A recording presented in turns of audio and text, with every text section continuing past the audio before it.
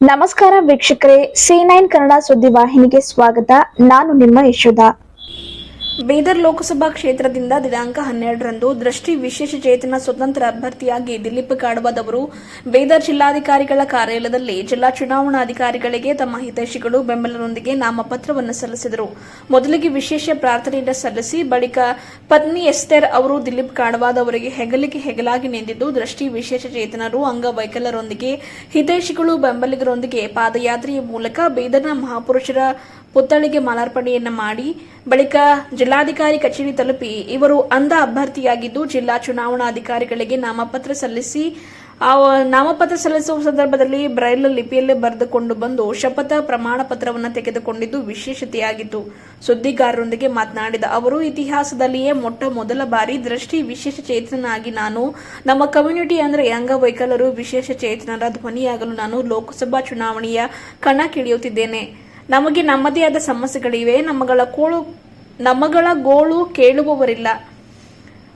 ಒಂದು ನಮಗೆ ಕಡೆಗಣಿಸ್ತಾ ಇದ್ದಾರೆ, ಇನ್ನೊಂದು ಅನುಕಂಪ ತೋರ್ತಾ ಇದ್ದಾರೆ. ಇದ್ಯಾವುದೂ ಕೂಡ ನಮಗೆ ಬೇಡ. ನಮಗೆ ನಿಮ್ಮ ಅನುಕಂಪ ಬೇಡ, ಬದಲಾಗಿ ಅವಕಾಶ ಕಲ್ಪಿಸಿ ಎಂದು ನಿಮ್ಮಗಳ ಸಹಕಾರ ನನ್ನೊಂದಿಗೆ ಯಾವಾಗಲೂ ಇದೇ ರೀತಿ ಇರಲಿ ಎಂದು ಮತಬಾಂಧವರಲ್ಲಿ ಮಾತನಾಡಿ ಮನವಿಯನ್ನ ಮಾಡಿದ್ರು. ವರದಿಗಾರರು ರೋಹನ್ ಮನೋಹರ್, ಬೀದರ್. ಲೋಕಸಭೆ ಸ್ಥಾನಕ್ಕೆ ಅಭ್ಯರ್ಥಿಯಾಗಿ ನಾಮನಿರ್ದೇಶಿತವಾಗಿದ್ದು ಕಾನೂನುಬದ್ಧವಾಗಿ ಸ್ಥಾಪಿತವಾದ ಭಾರತದ ಸಂವಿಧಾನದಲ್ಲಿ ನೈಜ ನಂಬಿಕೆ ಮತ್ತು ನಿಷ್ಠೆಯಿಂದ ಭಾರತದ ಸಾರ್ವಭೌಮತ್ವ ಮತ್ತು ಸಮಗ್ರತೆಯನ್ನು ಎತ್ತಿ ಹಿಡಿಯುವುದಾಗಿ ದೇವರ ಹೆಸರಿನಲ್ಲಿ ಪ್ರಮಾಣ ಮಾಡುತ್ತೇನೆ. ಶ್ರದ್ಧಾಪೂರ್ವಕವಾಗಿ ದೃಢೀಕರಿಸುತ್ತೇನೆ. ಧನ್ಯವಾದ.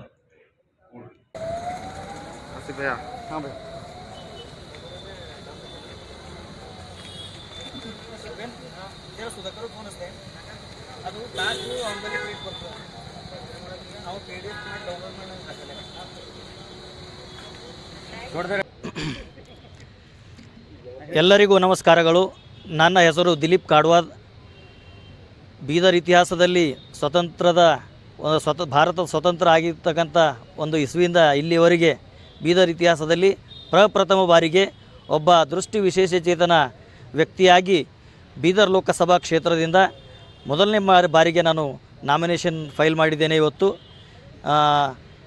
ನಾನು ನಾಮಿನೇಷನ್ ಫೈಲ್ ಮಾಡಿರೋ ಉದ್ದೇಶ, ನಾನು MP ಎಲೆಕ್ಷನ್ಗೆ ನಿಂತ್ಕೊಳ್ತಕ್ಕಿರ್ತಕ್ಕಂಥ ಉದ್ದೇಶ ಏನಂತಂದರೆ, ಸಮಾಜದಲ್ಲಿ ಸಮಾನತೆ ಬರಬೇಕು, ನಮಗೂ ಕೂಡ ಸಾಮಾಜಿಕ ನ್ಯಾಯ ಸಿಗಬೇಕು.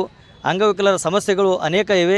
ಎಲ್ಲ ಸಮಸ್ಯೆಗಳು ಸರ್ಕಾರಕ್ಕೂ ಮತ್ತು ಅನೇಕ ಬೇರೆ ಬೇರೆ ಪಕ್ಷಗಳಿಗೂ ಮತ್ತು ಸಾರ್ವಜನಿಕರು ಮುಟ್ಟಬೇಕು ಅಂತಕ್ಕಂಥ ಉದ್ದೇಶದಿಂದ ನಾನು ಈ ಚುನಾವಣೆಯಲ್ಲಿ ಸ್ಪರ್ಧೆ ಮಾಡ್ತಾ ಇದ್ದೇನೆ.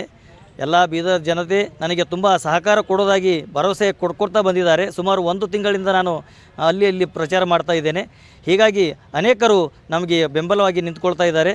ಇವತ್ತು ಅನೇಕ ನಮ್ಮ ದೃಷ್ಟಿ ವಿಶೇಷಚೇತನರು ಹಾಗೂ ಬೇರೆ ಬೇರೆ ಎಲ್ಲ ಸಮಾಜದ ನಮ್ಮ ಬೆಂಬಲಿಗರು ಬಂದು ನನ್ನ ಜೊತೆ ಇವತ್ತು ನಾಮಿನೇಷನ್ ಹಾಕುವಂಥ ಕಾರ್ಯದಲ್ಲಿ ಭಾಗವಹಿಸಿದ್ದಾರೆ.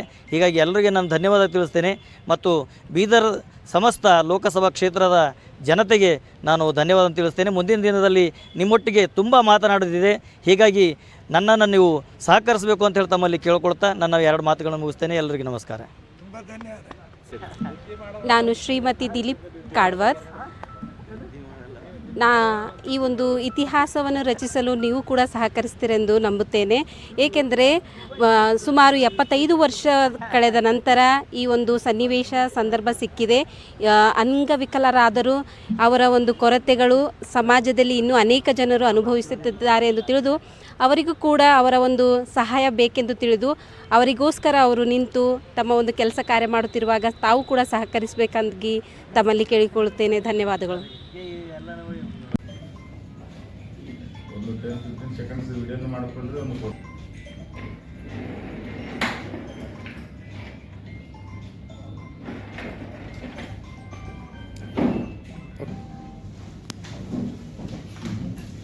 ಎಲ್ಲ ಸದಸ್ಯ ಹಾಕ್ತಾರೆ. ಅಗ್ರಿಮೆಂಟ್ ಆಗಿದೆ.